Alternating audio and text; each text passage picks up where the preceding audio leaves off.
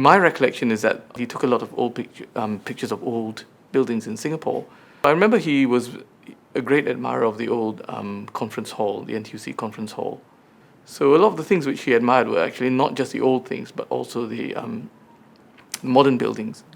So I think he thought that in ultimately what was important was not so much architecture, because a lot of the buildings in themselves were not necessarily of any great historical merit, but it was the context in which they were placed.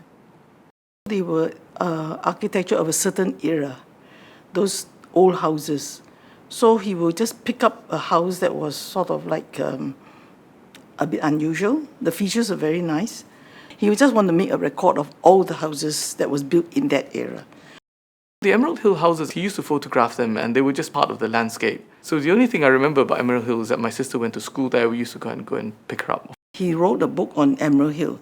So he took all the houses that was along Emerald Hill. That book is out of print now. Yeah.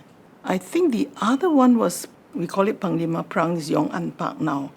That house was very unique of that area, you know. The interior very Victorian, you know. The things that they collect was quite unique. You know, you've mentioned Panglima Prang, and I think he regarded it as a very fine example of that sort of house. I think it was a matter of great regret to him that it was demolished. My mother wanted to make it available to people to research.